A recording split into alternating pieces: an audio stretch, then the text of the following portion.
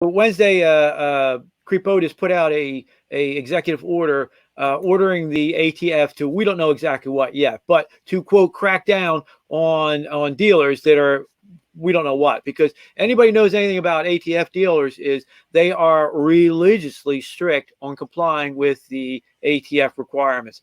What happens is you just can't go sell guns.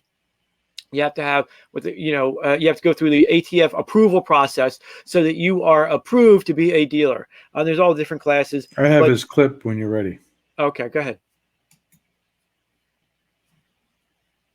Own them. And I might add, the Second Amendment from the day it was passed limited the type of people who could own a gun and what type of weapon you could own.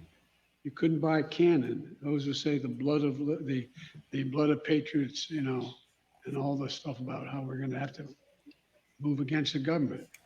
Well, the tree of liberty is not water with the blood of patriots. What's happened is that there never been, if you want to think you need to have weapons to take on the government, you need F-15s and maybe some nuclear weapons. The point is that there's always been the ability to rationally limit the type of weapon that can be owned and who can own it. The last time we had data on this issue of who was purchasing guns was more than 20 years ago. 5% of gun dealers, turns out, in the study we did, showed that 90% of illegal guns were found at the crime scenes sold by 5% of gun dealers. 5%, so 90% of the guns found at crime scenes. And these merchants of death are breaking the law for profit. They're selling guns that are killing innocent people. It's wrong, it's unacceptable. As the Attorney General said, we're going to crack down on those gun dealers and the violent criminals they knowingly arm. In April, I announced that the Justice Department is going to be issuing an annual report on gun trafficking so we can update that data. Today, the department is announcing, as they just did, a major crackdown on stem the flow of guns used to commit violent crimes. So I don't know. So how much you want to bet those merchants of death were the ATF and FBI agents giving the guns to in Fast and Furious to the gangs down in how much you want to bet that? I don't know where he's getting this nonsense from. This is complete nonsense. It's some kind of manipulation of fake statistics that he's coming up with. But the ATF, once you sign up for the federal program to be a dealer, you waive a lot of your Fourth Amendment rights. They can show up at any time, and they do. Right. And so I can imagine that could be a couple things he's going to go away. They're going to try and do. Like I would tell my ATF friends, number one, look for the setup. Meaning you'll see somebody there. They'll be talking about like doing like a straw purchase. And what happens most of the time is that's completely innocent. You'll have somebody saying, "Oh, look, I don't have the money, but can you have the money for me?" And if they don't have, it's not a father to a son in Pennsylvania or a grandfather to a grandson. You can violate the exchange, the exchange laws of actually being able to give a gun to somebody without having to go through the goddamn government. And so you can see one thing that they're going to try and do is the setup. The other thing that I can imagine they're going to try and do is try and bully them, or it's what I always say about FBI agents. Why do 7 FBI agents go in with Martha Stewart without a tape recorder? Well, real simple, so that a billionaire can go to jail. In today's day and age, there's no reason why any FBI agent with body cams and all the other and mics, body mics and fancy phones recording on there can't record everything is being said. But they don't do that so they can pull a good old General Flynn, so they can pull a good old Martha Stewart on you. So I would tell all our ATF friends that number one, record everything. Everything to say, listen, that's what I do. Everything that come in, it's recorded. So I would look for the setup. I would also look for the they said this or that for the tricky, or for the out and out Fast and Furious. You might see somebody who's a complete criminal come in and try and get again. I mean, that's their past, and it is. So anyway, you're going to see a bunch of that. Now, 12 states had tipped to appeals. To my appeals unit, 12 states have a sanctuary state statute saying that they will prosecute the feds if they come in to violate the laws in their states. So, for example, Mikey Doomberg over there sent people from New York into Pennsylvania and to try and buy guns. He should have been arrested for that. They were illegally trying to buy guns for a straw purchase, right? But he gets away with that. So some of these 12 states have criminal penalties in it. They will criminally prosecute the federal agents that do it. Some of them don't. But that's the next step. You can tell if your state legislature is serious whether they're going to criminally prosecute. But again, look at Missouri. Look at the McCluskeys. You literally had the gun taken when it was handed over by warrant to when I forget her name. The wife's gun was handed over to the prosecutor. It was taken by the firearms expert who altered it by making it functional and then signed an affidavit saying that they had a functional gun. Now that guy should be in jail. That's tampering with evidence. I can't believe anybody would let that case go forward. Yet the McCluskeys pled guilty. So even in the center of the country, in one of the better states with the gun laws, you still have cases like that. And until I know I piss everybody off of this, until you strip immunity from the police and the judges and the legislature, nobody in this world should have immunity. The prosecutor. Nobody should have immunity. If you do wrong, you need to pay the price. Okay, it's just that simple. We're going to have this now. I do want to take task with Cruz, and I'm glad you played him in one sense because it's very instructive. We make a huge mistake. You see, he calls it the merchants of death and stuff. We got to stop treating, and then he mocks us. We got to stop treating these creeps for anything than what they are. We got to stop letting buying into their language. Gun control advocates. No, these are confiscation creeps. These are gun confiscating creeps. And there's only two reasons really to do it. Number one is the racism, and the other reason is the little pervert reason. All right. So what is these little gun confiscating perverts do? And that's what we need to call them.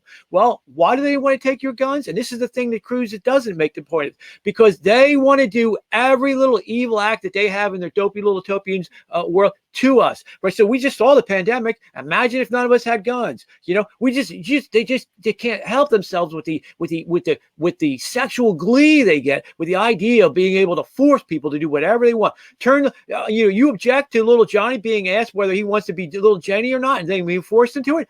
Boom! You don't have any guns. You got no say. They can take your kids. They can do their little pervert little sex stuff. They can do all their little pervert little Black Lives Matter crap, anything they want, and you have no response. So we need to call them what they were. What is good old Doomberg doing down there in that island? He's got a nice long history of sexual harassment of women in his organization. What's he doing in that island? We need to call them what they are. Confiscation perverts, gun confiscation perverts, and we just went through the pandemic, and we just saw what their dreams are. Imagine if we didn't have guns to put a check to that. And now, as the other part of it is, they are the ultimate racist in two ways. He was just talking about one of the things. This obvious. If you look, there's a NICS check, which is the national database where you have to buy a firearm. It gets checked against. And some of the states have their own version, but it's the federal system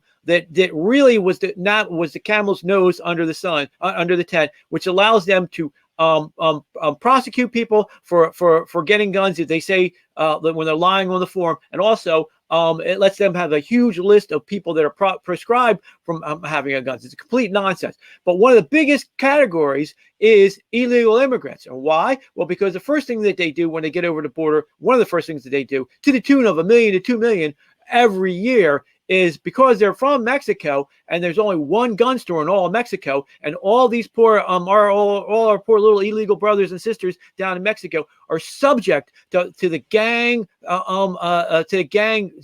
MS-13 and these gang creeps, these murderous bastards down there who hang people, anybody who gives them any resistance, they hang them from the overpasses, they cut their heads off, they rape their girls, their wives and their children in front of them, they steal their children, the sex attractive.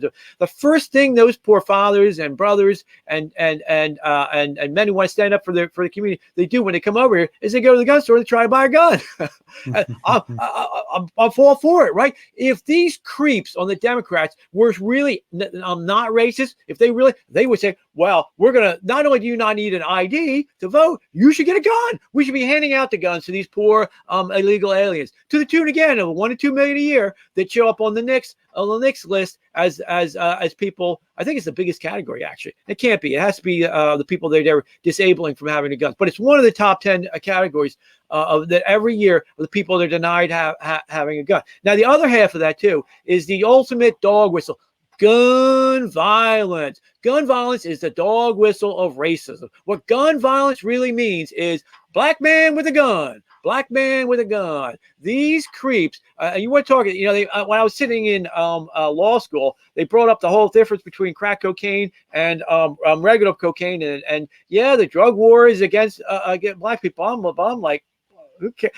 Way worse than that is the freaking gun crap. And it's like, you can't explain to a room full of lawyers because they're a bunch of idiots. It's like, you're missing the elephant in the room. Okay. The elephant in the room is all of these, black guys not using a gun in an actual crime, just mere possessionary, meaning they have it either for self-defense. And I've had the ton of cases with just for self-defense, not using the gun in a crime, not beating a little old lady over the head with the gun, not pointing it. No, just having a gun. And you can be up in Pennsylvania now. It started as, it's just going to be a couple of misdemeanors. It's just going to be a few months. Now, depending on who it is and your situation, it could be it's going from misdemeanors to F3 felony, 3.5 to 7, to F2 felony, 5 to 10, to F1 felony, 10 to 20. So it's equivalent now. Just having a gun, you could be, doing your marijuana, going into a house of pancakes, getting a big stack of pancakes, eating it, passing out because, marijuana and the pancakes, that syrup really, and next thing you know, you're facing a big 10 to 20 hit on that if you're one of these people that are prohibited. So we really need to go after the perverts, the confiscating perverts on those two issues. It's the perversion and the out and out racism. And we need to strike back. We also need to strike back and take from them the things that they want. Their stupid, crappy schools where they indoctrinate people, and their stupid, crappy colleges. But that's a separate topic.